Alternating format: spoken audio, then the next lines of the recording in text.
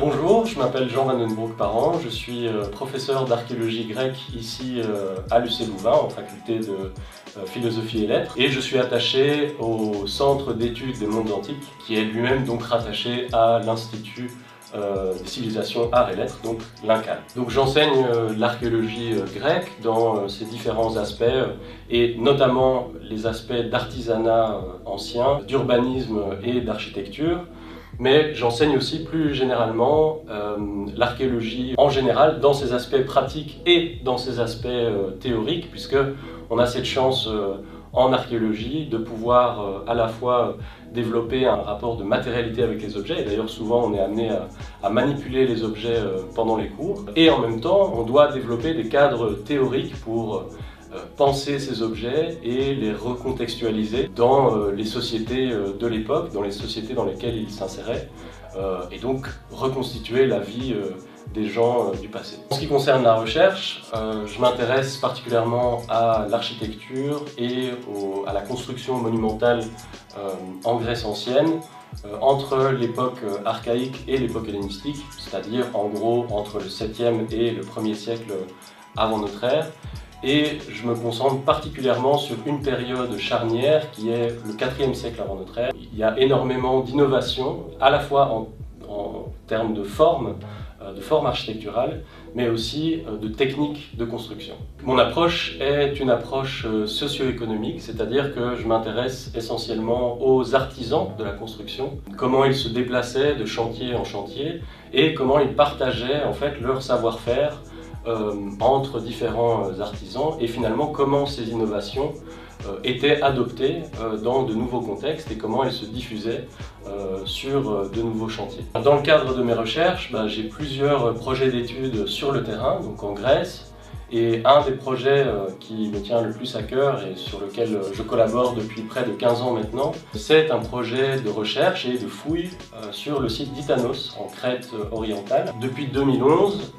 on fouille donc dans la partie à l'extérieur de la ville, au sud de la ville, qui est une nécropole, donc un cimetière. On y a trouvé quantité de tombes évidemment, mais on y a aussi fouillé un grand complexe architectural, un grand bâtiment qui devait servir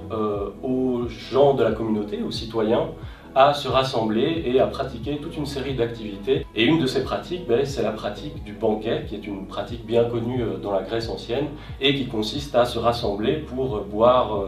du vin, bien évidemment, ensemble dans les pièces de ces bâtiments. Alors, une découverte particulièrement intéressante qu'on a fait à Itanos dans cette nécropole, c'est un grand pitos, c'est-à-dire un grand vase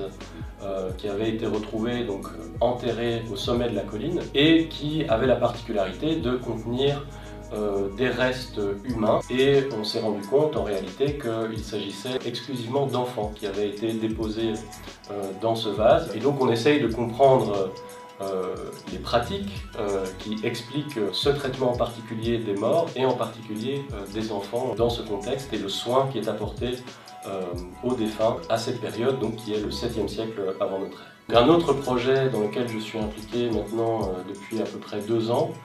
c'est un projet de recherche international qui concerne l'île de Naxos dans les Cyclades. Et c'est un projet international non seulement parce qu'il se déroule en Grèce bien évidemment, mais aussi parce qu'on a toute une équipe de chercheurs de différentes institutions, de différentes universités. On s'est d'abord surtout intéressé aux carrières de marbre, puisque Naxos est connu depuis l'Antiquité, depuis l'époque archaïque, pour son très beau marbre blanc et pour une production assez abondante de sculptures et d'architecture en marbre dès cette période. Et donc nous on a voulu retourner à l'origine en quelque sorte pour comprendre comment les matériaux étaient exploités, comment ils étaient extraits. On vit dans un monde qui est de moins en moins favorable à la culture de manière générale, où on tend à peut-être refuser de voir la complexité entre les humains et entre l'humain et son environnement, et de manière générale un monde où la curiosité est moins mise en avant. Or, l'archéologie, c'est justement une discipline qui met au centre de la réflexion l'humain et qui tend à ouvrir les yeux justement sur cette complexité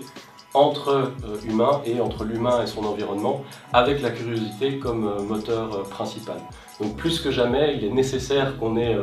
des archéologues qui s'intéressent aux civilisations du passé, parce que c'est une manière aussi de s'intéresser au monde qui nous entoure et au monde du présent et au futur aussi.